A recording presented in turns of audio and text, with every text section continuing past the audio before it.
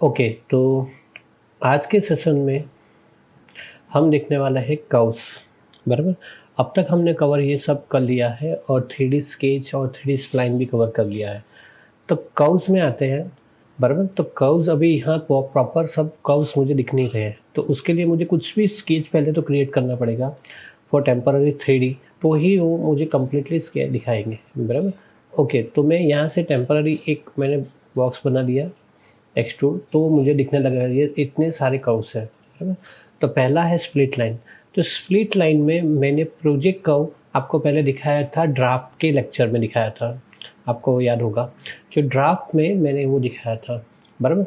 लेकिन उसके साथ और भी है प्रोजेक्ट कर्व में, तो ये तो है। चलो फिर से भी प्रोजेक्ट कर्व वो कंप्लीट होगा, और इंटरसेक्शन और सेल आउट। ओके, चलो।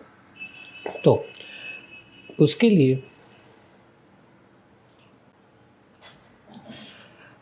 तो फिर से मैं वही एक एग्जांपल ले रहा हूँ। मैं यहाँ से मैंने लाइन ले लिया, ओके, और एग्जिट स्केच, यहाँ से मैंने स्प्लिट लाइन, तो ये हो गया ये फेस पे प्रोजेक्ट। देखो मैंने अभी इस बार 2 ही फेस लिया, तो उसी को उसने स्प्लिट किया, बाकी को उसने स्प्लिट नहीं किया, बराबर। तो ये था प्रोजेक्ट। तो सेल आउट किसके लिए है? तो सेल आउट किसके लिए है? तो सिलेंड्रिकल सरफेस है, specifically spherical surface. My mistake, spherical surface के लिए सेल आउट यूज़ होता है। तो उसके लिए मैं एक स्फीयरिकल सरफेस क्रिएट कर लेता हूँ। ओके, यहाँ से मैंने सर्कल लिया और ये यहाँ से ट्रिम और रिवॉल्व, करेक्ट। तो ये तो हो गया। अब ये स्फीयरिकल को मुझे स्प्लिट सरफेस करना है, तो कैसे करेंगे? तो उसके लिए मैंने यहाँ से एक लाइन ड्रॉ कर दी। Okay fine.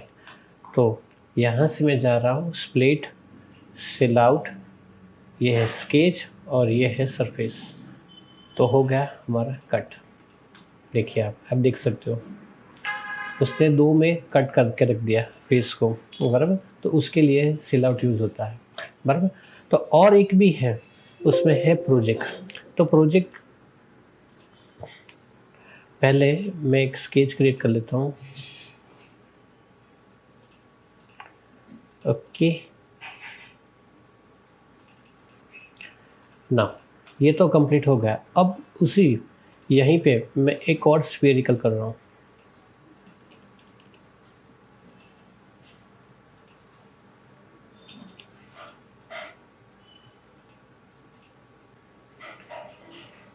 यहाँ से मर्ज रिजल्ट रिमूव कर रहा हूँ, बराबर। तो ये इस टाइप का कुछ फेस मेरे पास आ गया, बराबर।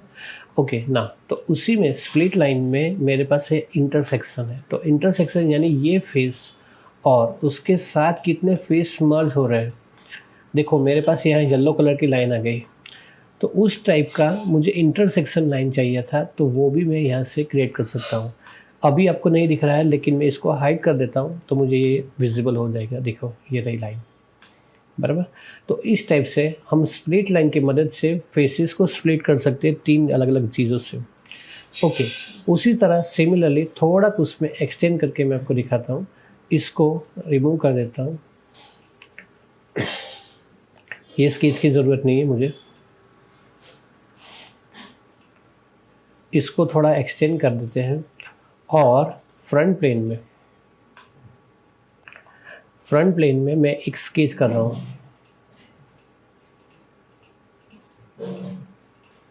ठीक है, इसको मैं एक्सट्रूड कर रहा हूँ,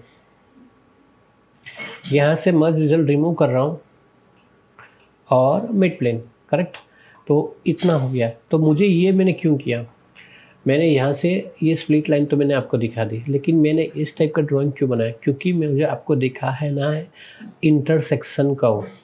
इंटरसेक्शन कर्व यानी कि 2 बॉडी जहाँ एक दूसरे से इंटरसेक्ट हो रही है, वहाँ मुझे एक लाइन चाहिए, 3D स्केच चाहिए। तो उसके लिए मैं ये फेस सिलेक्ट किया, ये सारे फेस में सिलेक्ट कर रहा हूँ।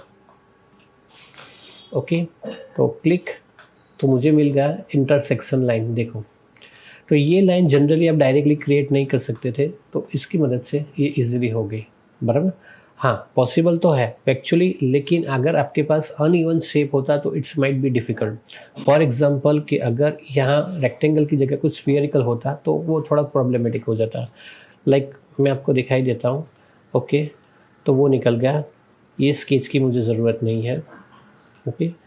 इसकी जगह पे मैं यहाँ पे ओके, मैंने यहाँ ले लिया है ellipse.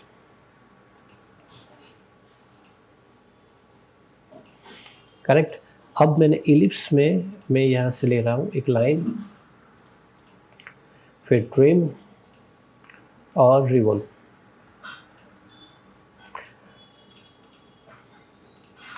Like this type of है। अब मेरे पास पॉसिबिलिटी नहीं है कि मैं डायरेक्टली इजीली काम कर सकता हूँ, तो उस बार में अब मैं इंटरसेक्शन पे जा रहा हूँ, ये फेस और ये फेस। ओके, बस मुझे यही चाहिए। हो गया, आप देख सकते हो। तो इसको मैं हाइड कर रहा हूँ और इसको भी देखो, ये आ गया है बराबर। तो इसका यूज़ मैं कुछ कट वगैरह में कर सकता हूँ। देखो यहाँ से मैंने सर्कुलर लेके इसको मैंने कट कर दिया। सो दिस टाइप का कोई आपके पास कॉम्प्लेक्स मॉडलिंग आता है, तो लास्ट जो ये 2-3 लेक्चर जा रहे हैं वो सब कॉम्प्लेक्स मॉडलिंग के लिए है।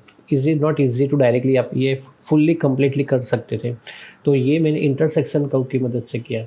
मेरे पास और भी एक एग्जांपल है इंटरसेक्शन कर्व के लिए, तो मैं आपको दिखाता हूँ। ओके, तो हाँ है मेरे पास इंटरसेक्शन। ओके, तो मैंने ये एक ड्रिल टूल के लिए मैंने बनाया है बराबर। तो यहाँ मैं आपके लिए मैं यहाँ यूज़ कर रहा हूँ, स्केच में जाके इंटरसेक्शन, इसको सिलेक्ट किया, ये फेस को सिलेक्ट किया और ये फेस को, 3 फेस को मैंने सिलेक्ट करके ओके कर दिया। तो क्लिक, एग्जिट स्केच, सरफेस को हाइड कर दूँ और यहाँ से मैं ले रहा हूँ स्वेप कट 5 का और क्लिक।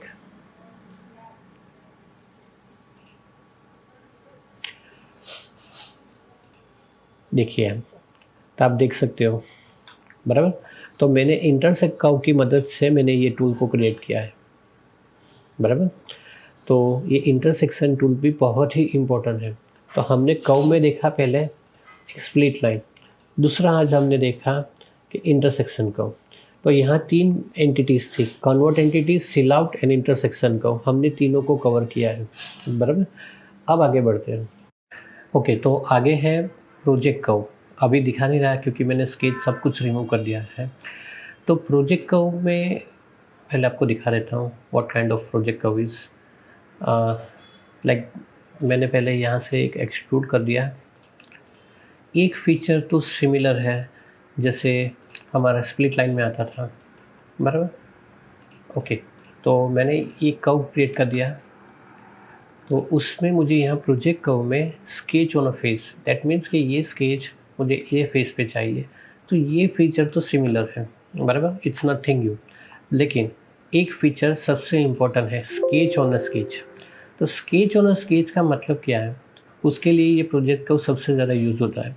तो मैंने एक प्लेन में अभी पहले एक स्केच क्रिएट कर रहा हूँ, क्लिक क्लिक और click.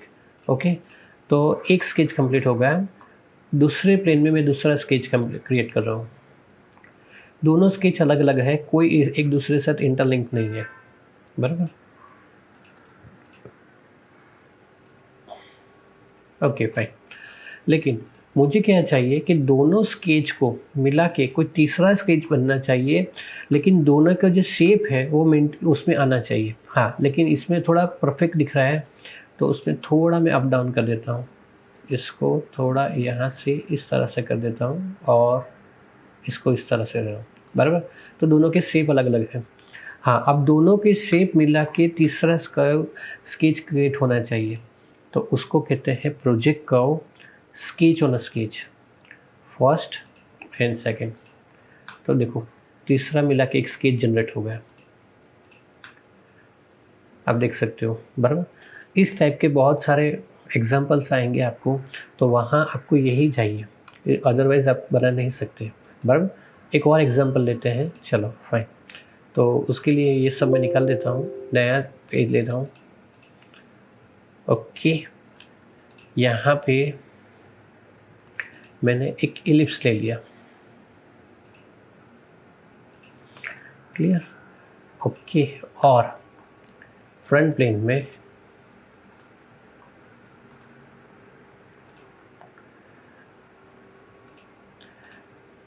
This point two this point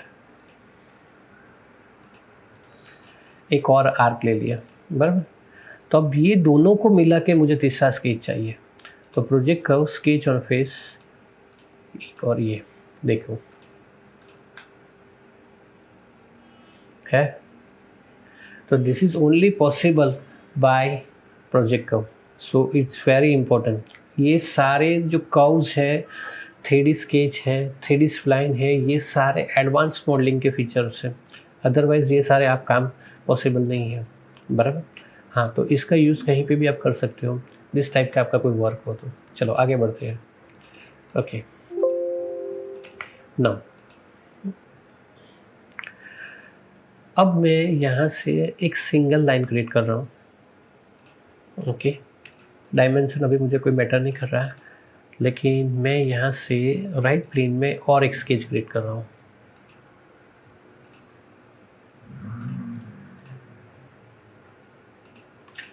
okay,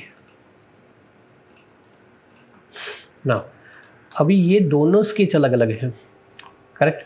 अब दोनों स्केच को मिला के मैंने तीसरा स्केच मुझे जनरेट करना है, मीन्स इसको कंबाइन करना है, स्केच को कंबाइन करना है। हाँ, स्केच कंबाइन एक ही कंडीशन में हो सकते हैं, अगर वो एक दूसरे से टच हो तो, नहीं अदरवाइज वो पॉसिबल नहीं है, बराबर। तो अभी मुझे उसको कहते हैं composite curve. Composite curve, select and select. Okay, तो ये एक कर्व जनरेट हो गया। अब इसमें मैं जो चाहूँ मैं कर सकता हूँ, लाइक डायरेक्टली स्विप करना चाहता हूँ मैं स्विप भी कर सकता हूँ।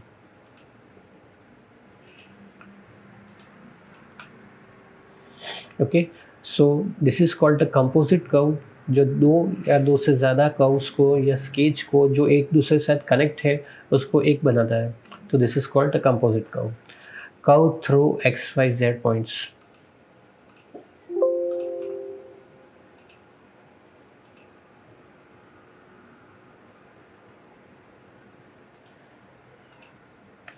Okay, curve through X Y Z points के लिए, बराबर, तो उसके लिए मैं कुछ क्रिएट करने की ज़रूरत नहीं है। हाँ, वो एक फैसिलिटी सॉलिडवर्क मुझे देता है यहाँ की, आपके पास अगर एक्सेल की फ़ाइल है यानी CSV फाइल है, बराबर, तो वो आप यहाँ लाके उसमें इंसर्ट कर सकते हो, तो डायरेक्टली आप वैल्यू पुटअप कर सकते हो। अगर मेरे पास वो फाइल नहीं है तो मैं मैन्युअली भी वैल्यू डाल सकता हूँ। तो जैसे कि मेरा कर्व का पहला पॉइंट कहाँ आएगा, 0 0 0, उसमें मैं कोई चेंजेस नहीं करूँगा। हाँ, लेकिन x में 25, y में 25 और z में 0 रखूँगा। आगे बढ़ते हैं, यहाँ आएगा 28, 42 एंड 56। हाँ, तो दिस इज़, ये क्या है, तो ये कोऑर्डिनेट वैल्यू है।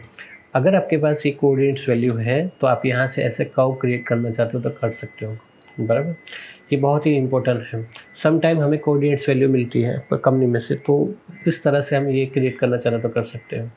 तो मैंने अभी किस तरह से किया, curve through X Y Z point. अभी कर्व थ्रू रेफरेंस पॉइंट, ये दूसरी चीज़ है, ये हमने मैन्युअली डाला था। अभी ऑलरेडी एग्जिस्टिंग जो पॉइंट है उससे हम क्रिएट करेंगे, तो उसको कहते हैं कर्व थ्रू रेफरेंस पॉइंट। तो उसके लिए मैं इसको निकाल देता हूँ पहले। ओके, तो टॉप प्लेन में मैं यहाँ से एक क्रिएट कर दिया रेक्टेंगल, और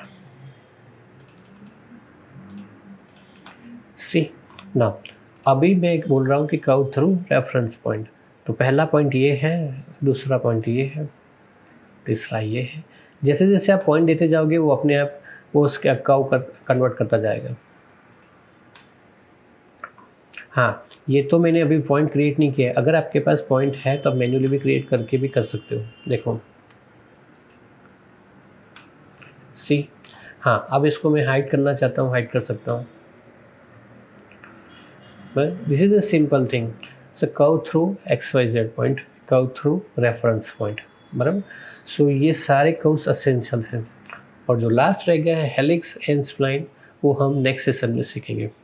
तो अब तक के लिए थैंक यू सो मच।